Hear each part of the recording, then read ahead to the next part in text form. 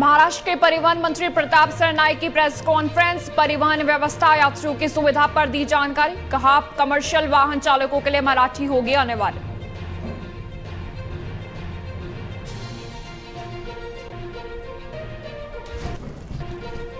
मणिपुर में just and fair delimitation के 48 घंटे के राज्यव्यापी बंद का असर सामान्य जनजीवन पर। बंद सोमवार आधी रात से हुआ शुरू। जेएफडी की मांग, राष्ट्रीय नागरिक रजिस्टर को किया जाए update, no NRC no census के लगाए नारे।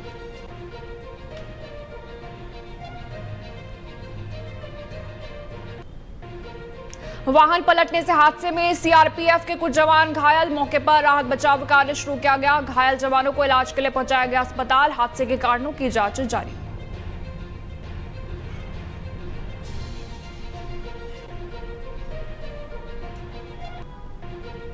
दिल्ली का बुराड़ी सूटकेस मामले में नाबालिग लड़की का शव सूटकेस से किया गया बरामद। लड़की का रिश्तेदार गिरफ्तार। आउटर नॉर्थ की स्पेशल टीम को मिली थी सूचना। हत्या के कारण और पूरी घटना की जांच जारी।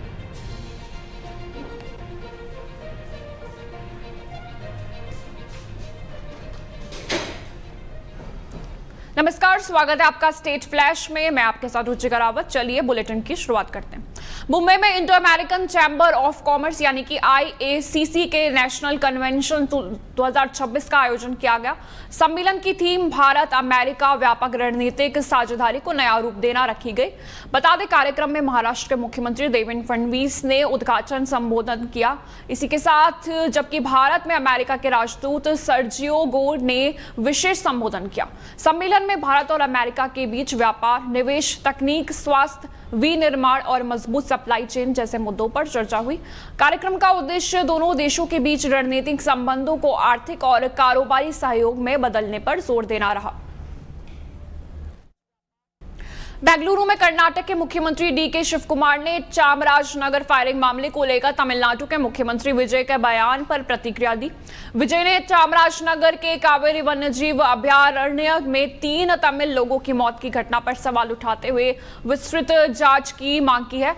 आपको बता दें, कर्नाटक के अधिकारियों के मुताबिक वन्य कर्मियों पर कथित तौर पर फायरिंग के बाद जवाबी कार्रवाई में 3 संदिग्ध शिकारियों की मौत हुई थी। मामले को लेकर शिव कुमार ने जांच का भरोसा दिया है। कर्नाटक सरकार ने घटना की मैजिस्ट्रियल जांच के आदेश भी दिए। इसी के साथ उन्होंने कहा है कि मामले की निष्पक्ष जांच की जाएगी और जांच के तथ्यों के आधार पर ही आगे कार्रवाई होगी। केरल के कोठामंगलम स्थित एमए कॉलेज ऑफ इंजीनियरिंग में अरुणाचल प्रदेश के छात्र मिची मारपू के आत्महत्या के बाद छात्रों ने प्रदर्शन किया। आपको बता दें, छात्रों ने कॉलेज प्रबंधन से जवाबदेही तय करने और मृतक छात्र के परिवार को मुआवजा देने की मांग की है। छात्रों का आरोप है कि कॉलेज की क्रेडिट व्यवस्था और ईयर बैक सिस्टम के कारण कई विद्यार्थियों पर शैक्षणिक दबाव बढ़ा था। इसी के चलते मिची मारपू तीसरे वर्ष के बीटेक छात्र थे।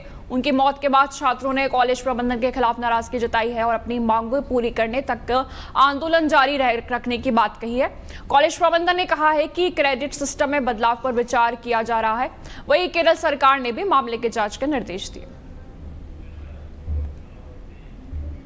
ठाणे में महाराष्ट्र के परिवहन मंत्री प्रताप सरनाईक ने प्रेस कॉन्फ्रेंस की। बता दें, इस दौरान उन्होंने राज्य के परिवहन विभाग से जुड़े विभिन्न मुद्दों पर जानकारी दी। प्रताप सरनाईक महाराष्ट्र के परिवहन मंत्री है और परिवहन व्यवस्था से जुड़े कई अहम फैसलों की जानकारी समय समय पर देते रहे हैं। आपको बता दें, हाल ही में उन्होंने कमर्शियल वाहन चालकों के लिए मराठी भाषा की अनिवार्यता को लेकर भी विभाग की नीति स्पष्ट की थी। ऐसे में प्रेस कॉन्फ्रेंस में मंत्री ने परिवहन व्यवस्था, यात्रियों की सुरक्षा और विभाग की योजनाओं से जुड़े मुद्दों पर भी सरकार का पक्ष रखा।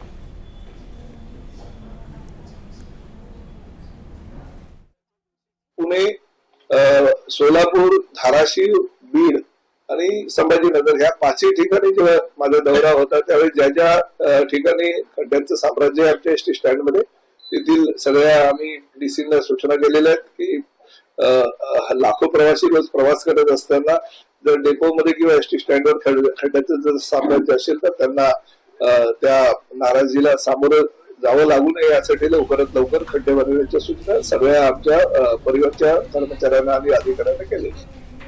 जम्मू कश्मीर के काजीगुंड के लेवडोरा इलाके में सीआरपीएफ का एक वाहन हादसे के बाद पलट गया। हादसे में सीआरपीएफ के कुछ जवान घायल हुए हैं। आपको बता दें, घटना के बाद मौके पर राहत और बचाव कार्य शुरू किया गया। घायल जवानों को इलाज के लिए अस्पताल पहुंचाया गया है। उनकी स्थिति को लेकर विस्तृत जानकारी का इंतजार है। वही हादसे के कारणों की जांच भी की जा रही है।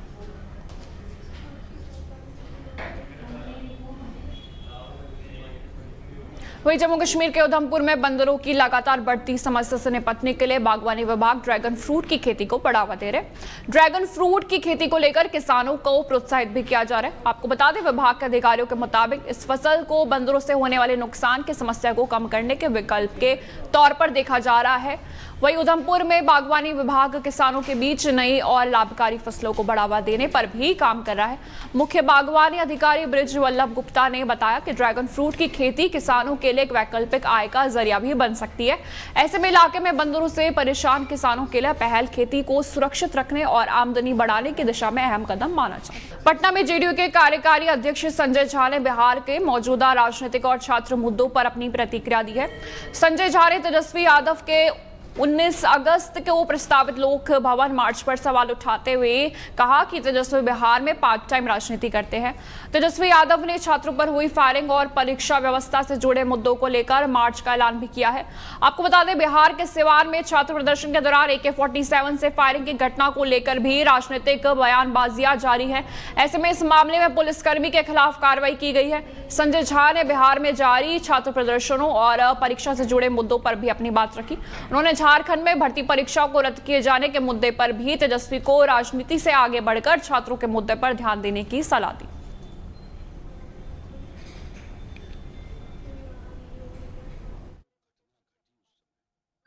और जिस तरह का माहौल था, ये भी आप लोग जानते हैं कि छात्रों को इशू को केंद्र सरकार ने, जो भी उनके इश्यूज थे सारे इशू को एड्रेस किया केंद्र सरकार ने। और यहाँ भी मुख्यमंत्री ने क्लियर कट आदेश दिया था कि जो छात्रों का इशूज है या उनके ऊपर कोई केस है, ये है, सब चीज को खत्म किया गया। सिवान में जो घटना घटी उस पर बिहार सरकार ने इमीडिएटली कार्रवाई किया। जिसने ये किया था उसको सस्पेंड किया गया। जांच चल रही है उसके ऊपर। उस बैकग्राउंड में जाना हमको तो कोई उचित नहीं लगता है, जब ऑलरेडी एक जांच चल रहा है और जो ये काम किया था उस पर ऑलरेडी सस्पेंड हो गया है। तो बिहार सरकार को जो एक्शन लेना था सर एक्शन ली। कोई घटना घट सकती है, लेकिन घटना के बाद सरकार का इंटेंशन कैसा है वो भी देखना चाहिए। उसमें सारी कार्रवाई जो हो सकती थी इमीडिएटली वो मुख्यमंत्री ने लिया है उसमें। वहीं इसी बीच एक बड़ी खबर, बड़ी जानकारी सामने आ रही है। ये इस वक्त की बड़ी अपडेट आपको बताते चले। ये बड़ी खबर इस वक्त की सामने आ रही है। भाजपा ने विनोद तावड़े को बनाया है यूपी प्रभारी।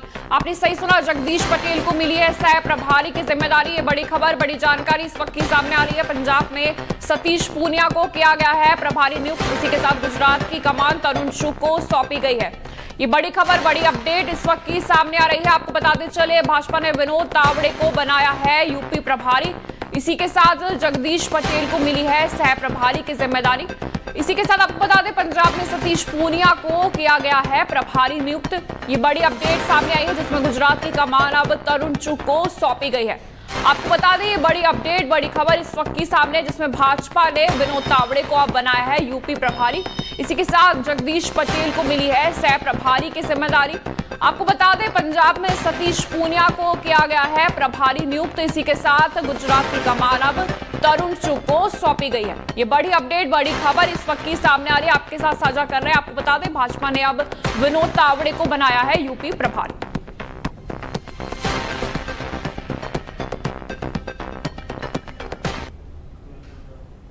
नई दिल्ली में आम आदमी पार्टी की मुख्य प्रवक्ता प्रियंका कक्कड़ ने कई मुद्दों पर बीजेपी और केंद्र सरकार पर निशाना साधा है। सफाई कर्मचारी की हत्या के मामले पर उन्होंने सरकार से जवाबदेही तय करने और दोषियों के खिलाफ सख्त कार्रवाई की मांग की है। वहीं दिल्ली की आबकारी नीति मामले को लेकर भी उन्होंने आम आदमी पार्टी का पक्ष रखते हुए बीजेपी पर राजनीतिक बदले की कार्रवाई का आरोप लगाया। आपको बता दें, झारखंड में भर्ती परीक्षाओं को लेकर जारी छात्र आंदोलन पर भी प्रियंका कक्कड़ ने प्रतिक्रिया दी थी। इसी के साथ झारखंड में कथित परीक्षा अनियमितताओं को लेकर भी छात्रों को आंदोलन पर उन्होंने बात रखी। बीजेपी की नई राष्ट्रीय टीम को लेकर उन्होंने पार्टी की नीतियों पर सवाल उठाए। हैरानी की बात है कि एक दिन दहाड़े मर्डर हो जाता है, पुलिस उस मर्डरर को नहीं पकड़ पाती, जबकि सीसीटीवी में सारा कुछ कैप्चर हुआ है।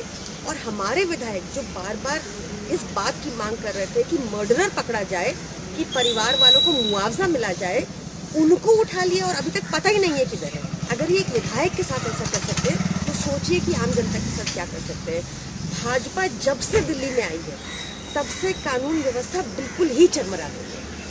कहीं भी कानून व्यवस्था ठीक से नहीं चल रही। रोज दिन दहाड़े मर्डर हो रहे हैं, रोज चोरियां हो रही है, रोज डकैती हो रही है, चोटियों की कॉल आ रही है, पर भाजपा इस पे बिल्कुल चुप्पी साधे हुए है। मणिपुर के इम्फाल में जस्ट एंड फेयर डिलिमिटेशन यानी कि JFD के 48 घंटे के राज्यव्यापी बंद का असर सामान्य जनजीवन पर पड़ा है। आपको बता दें, बंद सोमवार आधी रात से शुरू हुआ, जिसमें बाजार, दुकानें और कई व्यावसायिक गतिविधियां प्रभावित हुई। JFD की मांग है कि 2027 की जनगणना से पहले मणिपुर में राष्ट्रीय नागरिक रजिस्टर यानी कि NRC को अपडेट किया जाए। इसी के साथ संगठन का कहना है कि NRC अपडेट होने के बाद ही जनगणना की प्रक्रिया आगे बढ़नी चाहिए। बता दें, प्रदर्शन के दौरान JFD से जुड़े संगठनों और छात्रों ने जनगणना प्रक्रिया के खिलाफ विरोध जताया। कई प्रदर्शनकारियों ने नो NRC नो सेंसस के नारे भी लगाए। वहीं JFD के संगठन सचिव लोंगजाम रतन कुमार ने लोगों से जनगणना से जुड़ी गतिविधियों में सहयोग नहीं करने की अपील की। इसी के साथ आपको बता दें, संगठन ने 1951 को आधार वर्ष मानकर NRC अपडेट करने की मांग दोहराई है। I am Longjam Ratan Kumar Singh, Organization Secretary, Campaign for Just and Fair Delimitation, JFD Manipur. And as a part of our ongoing demand for updation of NRC before census, we have declared yesterday and we have started 48 hours general strike.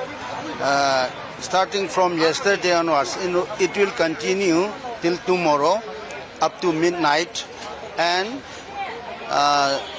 during our agitation, especially our student wing of JFD, some police officers are manhandling our students and they are using coercive measures to control the agitation, but they are going beyond their duty and they are just exploiting and they are causing a physical assault to our students. So student wing of JFD and we the parent board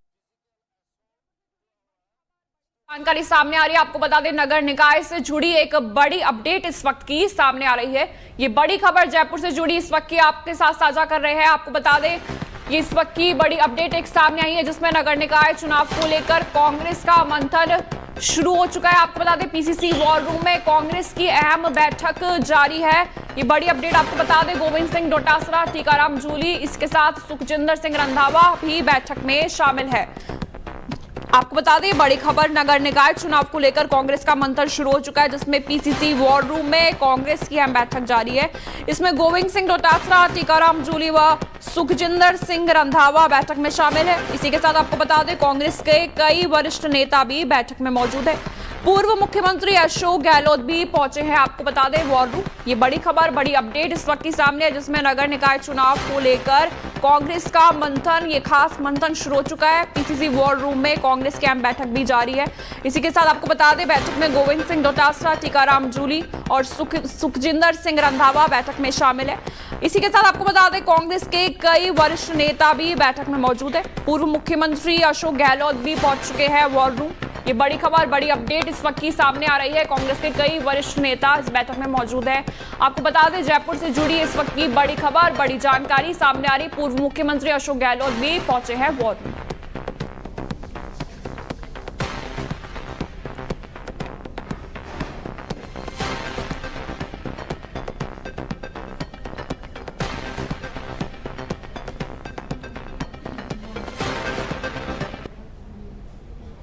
नई दिल्ली में BJP के नवनियुक्त राष्ट्रीय सचिव कविता पाटीदार ने party की नई राष्ट्रीय टीम और अपनी जिम्मेदारी को लेकर अपनी प्रतिक्रिया दी है।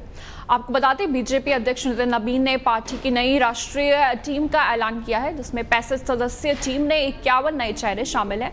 कविता पाटीदार को राष्ट्रीय सचिव की जिम्मेदारी दी गई है। कविता पाटीदार मध्य प्रदेश से राज्यसभा सांसद है। आपको बता दें, पार्टी संगठन में उन्हें नई जिम्मेदारी मिलने के बाद महिला और ओबीसी प्रतिनिधित्व के साथ संगठन को मजबूत करने पर जोर रहने की उम्मीद है। इसी के साथ नई टीम में अनुभवी नेताओं के साथ युवा और नए चेहरों को भी जगह दी गई है। ऐसे में बीजेपी नेतृत्व का कहना है कि नई टीम संगठन को नई ऊर्जा देगी और पार्टी के विस्तार में अहम भूमिका भी निभाएगी।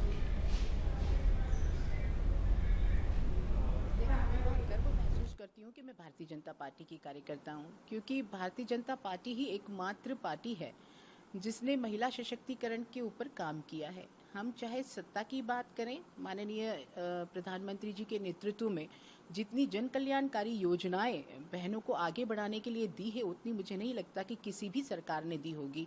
महिला सशक्तिकरण को आगे बढ़ाते हुए नारी शक्ति वंदन अधिनियम के द्वारा 33% आरक्षण देना, ये महिला के नेतृत्व पर भरोसा करने जैसा है और वो पार्टी हमारी हमेशा करती आई है। चाहे सत्ता की बात करें या संगठन की, संगठन में भी हमेशा बहनों को जिम्मेदारी दी जाती है और वो जिम्मेदारी को बहनें निभाती भी बहुत अच्छे से है। रही बात चुनौतियों की और आने वाले विधानसभा चुनाव की, तो भारतीय जनता पार्टी 365 दिन एक्टिव रहती है, तैयार रहती है। हमारा संगठन बहुत मजबूत संगठन है, हमारा ध्येय बहुत स्पष्ट है, हम नेशन फर्स्ट की भावना से काम करते हैं। श्रीगंगानगर के सादुल शहर में ग्राम पंचायत ब्रह्मपुरा बोदला को के महात्मा गांधी राजकीय विद्यालय चकढोला में 2 कमरों के निर्माण का काम अब तक शुरू नहीं हुआ है। आपने सही सुना, जानकारी के अनुसार डीएमएफटी योजना के तहत निर्माण के लिए 13 लाख से ज्यादा रुपए की स्वीकृति जारी हो चुकी है। इसी के साथ टेंडर प्रक्रिया पूरी होने के साथ ठेकेदार को भी काम शुरू करने के निर्देश दिए गए थे। इसके बावजूद 14 अगस्त तक मौके पर निर्माण कार्य शुरू नहीं हुआ। उपलब्ध दस्तावेजों के मुताबिक इस काम का क्रियान्वयन एजेंसी ग्राम पंचायत है। ऐसे में निर्माण में देरी को लेकर ग्राम पंचायत, पंचायत समिति की तकनीकी शाखा और डीएमएफटी की मॉनिटरिंग व्यवस्था पर सवाल उठ रहे हैं। आपको बता दें, मामले में जांच जरूरी है कि ठेकेदार ने काम शुरू क्यों नहीं किया और क्या मौके का निरीक्षण या प्रगति रिपोर्ट तैयार की गई। साथ ही देरी के लिए जिम्मेदार लोगों पर कोई कार्रवाई हुई या फिर नहीं, इसकी भी जानकारी सामने आना बाकी है।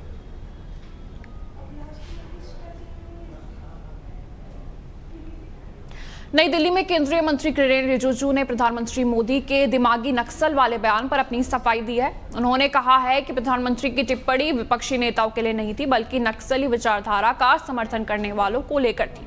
रिजिजू ने कहा कि विपक्ष प्रधानमंत्री के बयान को गलत तरीके से पेश कर रहा है। उन्होंने पूर्व प्रधानमंत्री मनमोहन सिंह के पुराने बयानों का भी हवाला दिया, जिसमें माओवाद को देश की गंभीर आंतरिक सुरक्षा चुनौतियों में बताया गया था। जैन आंदोलन को लेकर भी रिजिजू ने विपक्ष पर निशाना साधा और कहा कि युवाओं को राजनीतिक फायदे के लिए गुमराह नहीं किया जाना चाहिए। ऐसे में संसद में विपक्ष के हंगामे और कार्यवाही बाधित होने पर सवाल पर भी रिजिजू ने कहा कि संसद बहस और चर्चा के लिए है, इसलिए विपक्ष को सदन चलने देना चाहिए। राहुल गांधी की प्रधानमंत्री मोदी पर की गई टिप्पणियों को लेकर भी उन्होंने कांग्रेस पर निशाना साधा। इसके अलावा कैबिनेट में संभावित बदलाव और बीजेपी अध्यक्ष नितिन नबीन की नई टीम को लेकर भी पार्टी की तैयारियों पर बात रखी। जब कोई आदमी ये ठान लेता है कि उसको काम ही नहीं करना है, तो आप जितना भी मनाओ, कुछ होने वाला नहीं है। ये पैटर्न तो कांग्रेस पार्टी की वजह से हुआ है। हम तो बच्चे नहीं ना कि उसको खींच के ले करके जबरदस्ती बिठाएगा। हम तो ज़्यादा से ज़्यादा अनुरोध कर सकते हैं, हाथ जोड़ सकते हैं।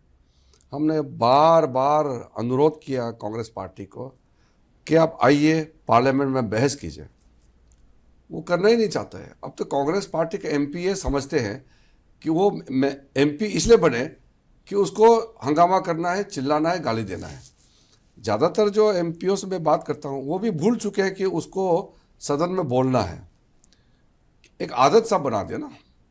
तो मैं इसको बहुत गंभीरता से बोल रहा हूँ कि मेंबर ऑफ पार्लियामेंट को हंगामा करना है तो फिर उसको एमपी बनने का क्या जरूरत है? वो तो सड़क पर प्रोटेस्ट कर सकते हैं। इस देश में कोई भी आदमी अगर उसको प्रोटेस्ट करना है तो कहीं भी कर सकते हैं ना। तो एमपी तो इसलिए बनते हैं कि आप लोगों का समस्याओं को लेकर के वहाँ मुद्दा रखना, सरकार से सवाल पूछना और सवाल का जवाब देना सरकार का काम है। तो मैं ये मानता हूँ कि अब कांग्रेस पार्टी के एमपी सारे के सारे लोग ये मान चुके हैं कि उनका काम बोलना नहीं है, उनका काम हंगामा करना और गाली देना, ये सोच।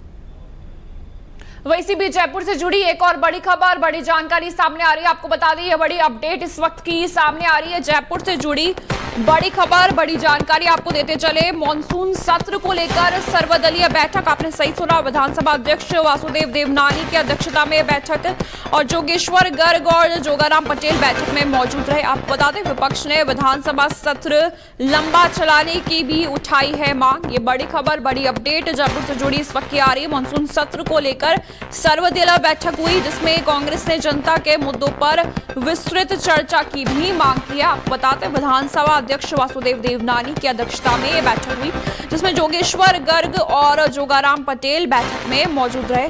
विपक्ष ने विधानसभा सत्र लंबा चलाने की अपनी मांग उठाई है। आपको बता दें, ये बड़ी खबर, बड़ी अपडेट सामने आ रही है, जिसमें कांग्रेस ने अब जनता के मुद्दों पर विस्तृत चर्चा की मांग की है।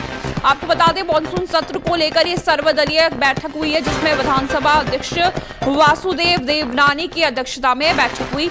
जोगेश्वर गर्ग और जोगाराम पटेल भी बैठक में मौजूद रहे। इसी के साथ विपक्ष ने विधानसभा सत्र लंबा चलाने की मांग उठाई। आपको बता दें, कांग्रेस ने जनता के मुद्दों पर विस्तृत चर्चा की भी मांग उठाई है।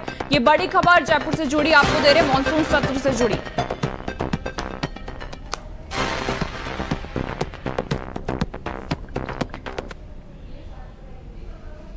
फिलहाल इस बुलेटिन में मेरे साथ इतना ही। देखते सुनते रहिए न्यूज़ फ्लैश। नमस्कार।